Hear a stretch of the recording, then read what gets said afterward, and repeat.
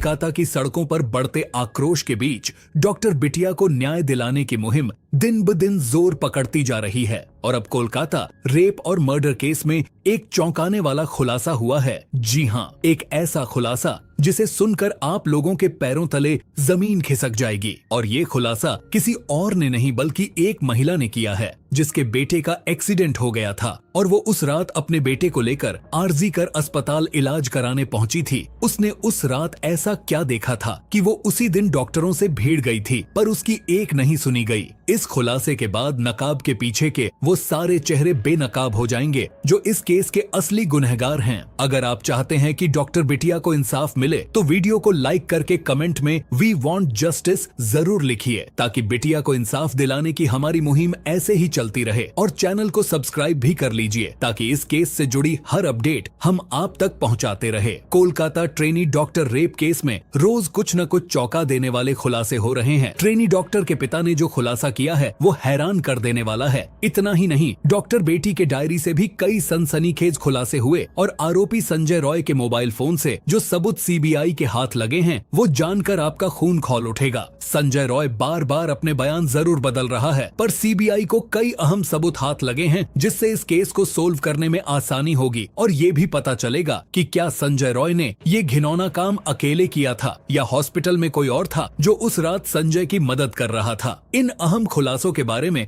आपको एक एक चीज बताएंगे, लेकिन उससे पहले उस भावुक लेटर का जिक्र करेंगे जिसे शुक्रवार को टीचर्स डे के मौके पर डॉक्टर बिटिया की मां ने लिखा और अपनी बेटी के लिए इंसाफ की गुहार लगाई। हमने देखा है कि कई बार लोग ऐसी घटनाओं को लेकर आंदोलन करते हैं पर कुछ समय बाद सब कुछ भूल जाते हैं, पर डॉक्टर बिटिया की मां और पूरा भारत ये चाहता है कि बिटिया को इंसाफ मिले। इसी पर डॉक्टर बिटिया की मां ने ये भावुक लेटर भी लिखा है। डॉक्टर बिटिया की मां ने इस लेटर में लिखा कि उनकी बेटी को पैसों की नहीं बल्कि ढेर सारी डिग्रियों की जरूरत थी जिससे वो कई सारे मरीजों का इलाज कर सके। उन्होंने मेडिकल कॉलेज के टीचर्स, डॉक्टर्स, मेडिकल ऑफिसर्स और नर्सेस से अपील करी है कि अगर किसी के भी पास इस केस के बारे में कोई सबूत हो तो वो सामने लाएं, क्योंकि उन्हें लगता है कि कुछ अच्छे लोगों की चुप्पी से अपराधियों का हौसला बढ़ता है। डॉक्टर बिटिया की मां के साथ पूरा देश डॉक्टर बेटी के लिए इंसाफ की गुहार लगा रहा है, लेकिन लगता है ये केस हर गुजरते वक्त के साथ और ज्यादा पेचीदा होता जा रहा है। लेकिन इस मामले में जो चौंकाने वाला मोड़ सामने आया उससे केस के काफी हद तक सुलझने के आसार भी नजर आ रहे हैं। इससे पहले कि हम उस महिला के खुलासे पर आए जो अपने बेटे को लेकर उस रात अस्पताल पहुंची थी, आपको कहानी को सिलसिलेवार ढंग से समझना होगा क्योंकि अब पूरी कहानी पलट चुकी है। अब तक आपने जो सुना या देखा उसमें काफी लीपापोती हो चुकी है। आइए जानते हैं सच क्या है। संजय रॉय की गिरफ्तारी से पहले और बाद में जिस तरह एक के बाद एक वारदात की कड़ियां उससे जुड़ती चली गईं, उसने न सिर्फ वारदात के सच को बल्कि उससे संजय के कनेक्शन को भी बिल्कुल साफ कर दिया। 8 अगस्त की शाम से लेकर 8 और 9 अगस्त की दरमियानी रात को अस्पताल में ट्रेनी डॉक्टर का कत्ल करने और फिर अगले दिन खुद के गिरफ्तार होने से पहले तक सीसीटीवी कैमरों से लेकर मोबाइल फोन की लोकेशन, सीडीआर और चश्मदीदों के हवाले से उसकी जो गतिविधि सामने आई है वो चौंकाने वाली है। 9 अगस्त को डॉक्टर के कत्ल की खबर मिलने पर कोलकाता पुलिस ने मामले की जांच शुरू की थी। कोलकाता पुलिस ने सबसे पहले अस्पताल के इमरजेंसी बिल्डिंग और सेमिनार हॉल के इर्द गिर्द लगे सीसीटीवी कैमरों की फुटेज को ही खंगालना शुरू किया। इस कोशिश में उसे सेमिनार हॉल के इर्द गिर्द कम से कम 15 लोग नजर आए जिनसे पुलिस ने पूछताछ की। चूंकि इन सारे के सारे लोगों का कत्ल के कोई लेना देना नहीं था तो इन्होंने पुलिस के जवाबों का सही उत्तर दिया और शक के दायरे से बाहर निकल गए। लेकिन एक शख्स ऐसा था जो अब भी पुलिस की जद में नहीं आया था क्योंकि वो वारदात को अंजाम देने के बाद पुलिस के बैरक में ही जाकर सो गया था, वो भी नशे में धुत होकर। चूंकि अब तक पुलिस ट्रेनी डॉक्टर के कत्ल की टाइमिंग मोटे तौर पर पता कर चुकी थी, उसने 8 और 9 अगस्त की रात 3 से 4 बजे के बीच की सीसीटीवी फुटेज पर अपना ध्यान केंद्रित कर दिया। इस दौरान फुटेज में संजय रॉय ही सेमिनार रूम के इर्द गिर्द नजर आया। अब चूंकि संजय रॉय दूसरे सीसीटीवी फुटेज में इसी अस्पताल में भर्ती एक मरीज के पास आता जाता हुआ दिख रहा था तो पुलिस ने संजय के सीसीटीवी फुटेज का ग्रैब निकालकर उसे अस्पताल में भर्ती एक मरीज को दिखाया। ये मरीज और कोई नहीं बल्कि संजय रॉय के दोस्त सौरभ का भाई था। इसी भाई को जब संजय रॉय की तस्वीर दिखाई गई तो उसने देखते ही संजय को पहचान लिया और उसके बारे में पुलिस को जानकारी दी। उधर शाम तक वारदात का शिकार बनी ट्रेनी डॉक्टर का पोस्टमार्टम हो चुका था और पोस्टमार्टम से ये साफ हो चुका था डॉक्टर की मौत रात के खाने के करीब 4 घंटे बाद हुई है। चूंकि रात के खाने का वक्त करीब 12 बजे का था तो ये बात भी साफ हो गई कि डॉक्टर की हत्या 4 बजे के आसपास की गई। उधर सीसीटीवी फुटेज में भी संजय रॉय करीब 4 बजे ही सेमिनार हॉल की तरफ जाता हुआ दिख रहा था। ऐसे में दूसरे सबूतों के साथ साथ सीसीटीवी फुटेज भी इस बात की तस्दीक कर रहे थे कि इस मामले में संजय ही शामिल है। हालांकि संजय अब तक पुलिस की जद में नहीं आया था, वो पुलिस की पकड़ से उस वक्त तक बाहर था। दोपहर को जब सौरभ के भाई ने संजय रॉय की पहचान कर ली, अब तक सौरभ को नहीं पता था कि पुलिस संजय को खोज रही है। इसी बीच उसने संजय को फोन कर दोपहर के खाने के लिए बुलाया। अभी संजय रास्ते में ही था, तब तक सौरभ को उसके भाई ने फोन पर ये जानकारी दी कि पुलिस अस्पताल के सेमिनार रूम में हुए डॉक्टर के रेप और कत्ल के मामले में संजय को ढूंढ रही है। ये सुनकर सौरभ हक्का बक्का रह गया। हालांकि संजय के पहुंचने पर सौरभ ने उसे लंच सर्व किया और साथ ही उसे बताया कि अस्पताल में हुई हत्या के सिलसिले में पुलिस उसे ढूंढ रही है। लेकिन सौरभ ये देखकर हैरान रह गया कि बेशिकन संजय ने सिर्फ मैं देखता हूँ कहकर बात टाल दी। इसके बाद उसने खाना नहीं खाया, लेकिन बैरक में पहुंचकर उसने फिर से शराब पी। इसके बाद फिर वहीं सो गया। कोलकाता पुलिस जब उसको ढूंढती हुई पुलिस के बैरक में पहुंची तो नशे में धुत वो वहीं सोता हुआ मिला। गिरफ्तारी के फौरन बाद ही उसने न सिर्फ अपना जुर्म कबूल लिया बल्कि पुलिस से कहा मुझे फांसी दे दो। लेकिन ये सिर्फ गिरफ्तारी के वक्त की बात नहीं है। गिरफ्तारी के अगले दिन भी संजय रॉय के चेहरे पर कोई अफसोस नहीं था, बल्कि वो पूछताछ में बहुत आराम से सारी बातें कबूल कर रहा था। पुलिस को पूरी सीक्वेंस समझा रहा था। इस बीच पुलिस ने संजय के दोस्त सौरभ से भी पूछताछ की, जो वारदात से पहली रात उसके साथ था। सौरभ भी संजय की तरह ही एक सिविक वॉलंटियर है। उसने पूछताछ में पुलिस को बताया कि 8 अगस्त को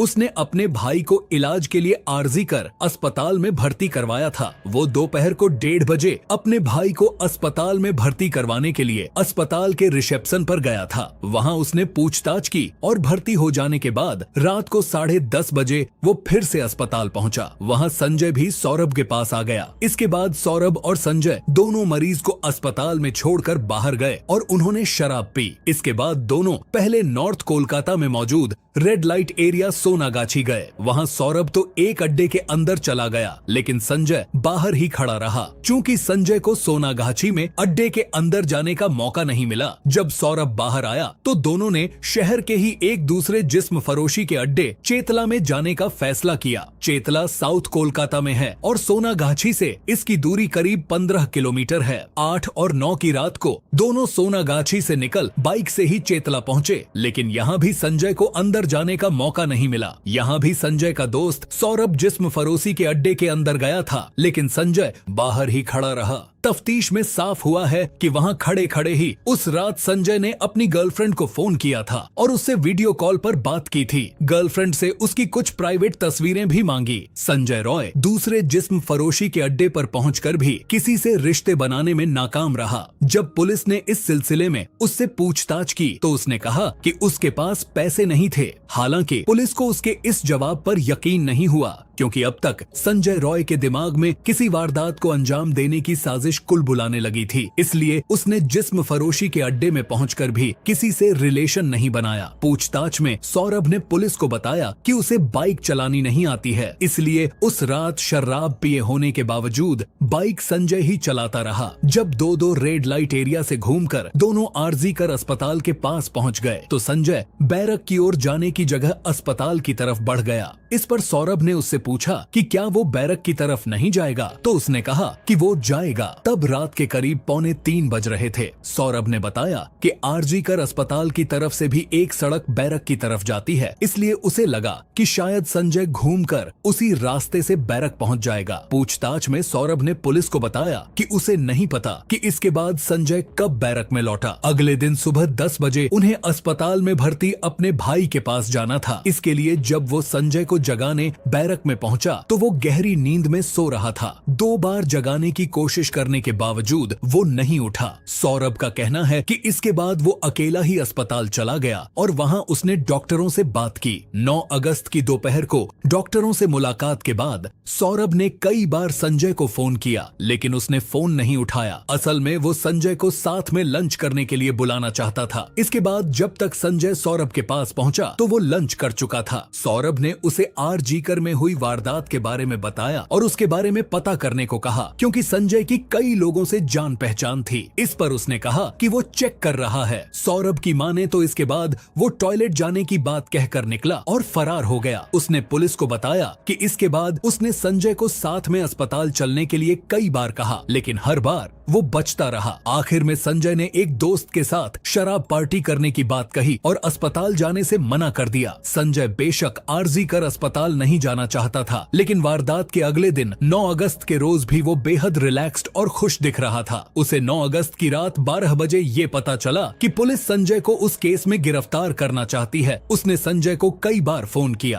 पर संजय ने फोन नहीं उठाया और फिर कुछ समय बाद पुलिस ने उसे धर लिया। जब आरोपी संजय का पॉलीग्राफ टेस्ट हुआ तो उसने अपने आप को बेगुनाह बताया। उसने बताया कि जब वो सेमिनार हॉल में गया उस समय डॉक्टर बिटिया की मौत हो चुकी थी और वहां उसका शव पड़ा था, जिसे देखकर वो डर कर भाग गया। जबकि संजय ने ही 10 अगस्त को गिरफ्तार होने के बाद अपना गुनाह कबूल कर लिया था। क्या उसका इस तरह अपने बयान से यू टर्न लेना इस बात की तरफ इशारा कर रहा कि उसे फंसाया जा रहा है? और क्या वह निर्दोष है, या फिर संजय रॉय अब जान चुका है कि वो अब नहीं बच सकता, इसलिए नई नई कहानी बना रहा है? वहीं सुकांत मजूमदार ने संदीप घोष पर गुरुवार को क्राइम सीन पर सबूतों के साथ छेड़छाड़ करने के भी गंभीर आरोप लगाए हैं। सुकांत मजूमदार ने एक डॉक्यूमेंट की कॉपी मीडिया के सामने पेश की, जिसने पूरे मामले को बेहद संगीन बना दिया। ये सरकारी कागज एक ऑर्डर था जिसे संदीप घोष ने उस घटना के ठीक अगले दिन जारी किया था। इस ऑर्डर में सेमिनार हॉल के रिनोवेशन का जिक्र था। सुकांत मजूमदार ने दावा किया कि ये ऑर्डर जानबूझकर जारी किया गया, जिससे क्राइम सीन पर सबूतों के साथ छेड़छाड़ की जा सके।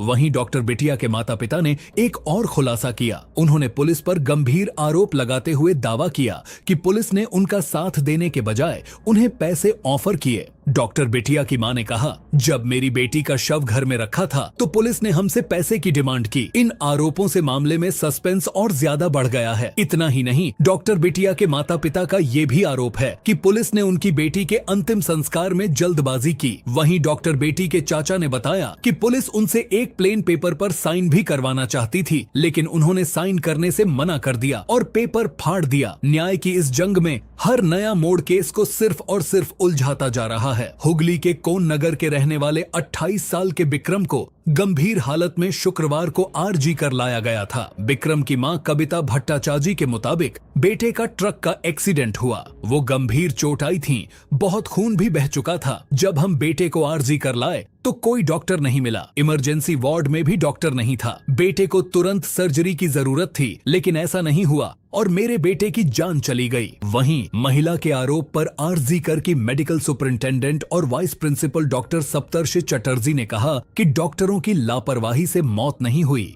विक्रम को तुरंत ट्रॉमा केयर ले जाया गया था। अब इस पर भी लोग कह रहे हैं कि ये घटना उसी वक्त की है जब डॉक्टर बिटिया के साथ दरिंदगी हुई और इस घटना को लोग डॉक्टर बिटिया के केस से जोड़कर देख रहे हैं। अब धीरे धीरे सब सच बाहर आ रहा है और कातिल कितना भी शातिर क्यों न हो, पूरा भारत मिलकर उसको उसकी मंजिल तक जरूर पहुंचा देगा। आप भी बताइए कि इन दरिंदों को क्या सजा देनी चाहिए। मिलते हैं अगली वीडियो में। धन्यवाद।